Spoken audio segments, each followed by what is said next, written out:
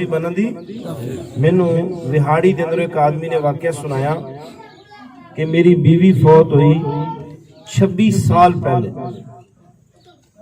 آخری اور کسی واقعہ سن تو بعد لنگر تیار ہے. کتنے سال؟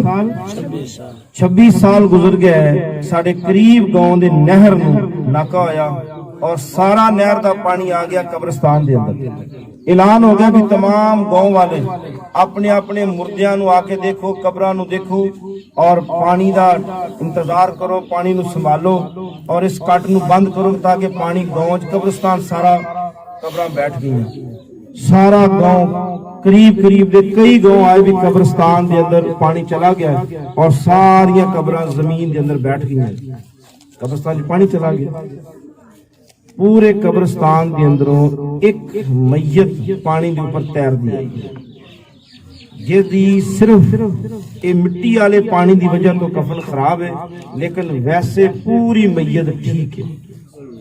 پورے گاؤں والے نے میت نو سنبھالیا، مختلف خواتین بلا کے جدو دیکھا بھی عورت، پھر علماء کو فتویٰ لیا بھی کفن جو باندھ عورت ہون کیا کریو نہ کہ بھی مسئلہ یاد رکھ لو کہ غیر محرم عورت دی میت نو مرد واسطے کندھا دینا جائز نہیں ہے.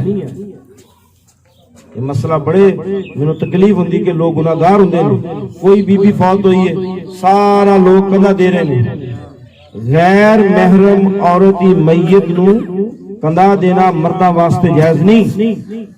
حکم یہ آ کہ مرد دا جنازہ ہے تے پہلی صف کھڑے ہو، عورت دا جنازہ ہے تے آخری صف کھڑے ہو. پہلی صفحہ جو دے رشتہ دار، او دے بیٹے، او دے بھائی، او دے بھتیجے، او دے بھانجے، او دے اپنے عزیز پہلی صفحہ کھڑے ہون.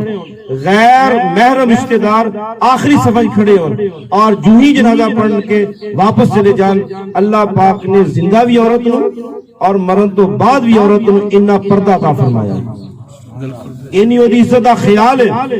محبوب کبریا صلی اللہ علیہ وسلم نے اتنا لحاظ رکھیا زندہ عورت دا بھی، زندہ ماں بہن بیٹی دا، اور فوت ہو تو بعد بھی او دی عزت دا. عورت دی ایک انہاں لاش دیکھی بھی ہے عورت دی ہے. انہیں کہا جی خواتین نو بلاؤ، دیہاتیاں مختلف پرانیاں بیبیاں نو نوجوانوں پہچانو. عورتوں نے پہچان لیا بھی یہ فلانی عورت.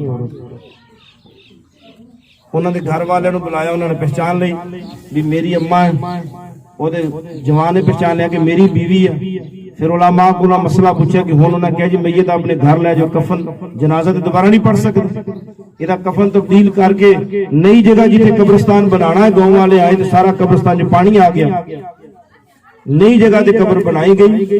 اس عورت نو نیا کفن دے کے دفنا دیتا گیا.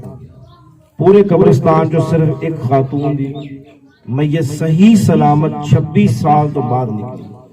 میں اس آدمی نو بڑے تجسس نال یہ سوال کیتا کہ دی وجہ کیا ہے، آخر وجہ ہوئے گی.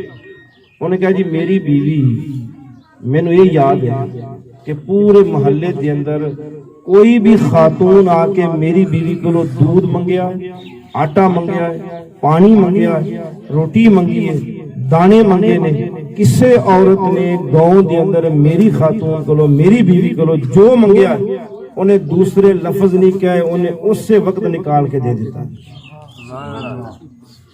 اور میری بیوی نے کدی اپنی زندگی دے اندر دودھ فروخت نہیں کیتا.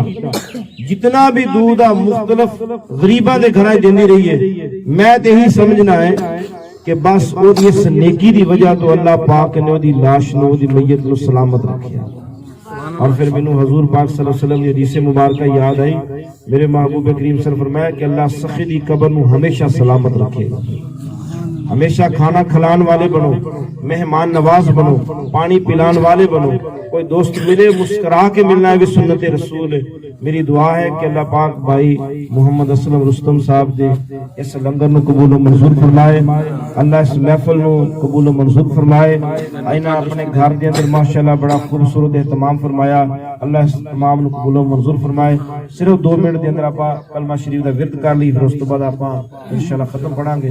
سارے سیدھے جی افضل ذکر لا الہ الا اللہ لا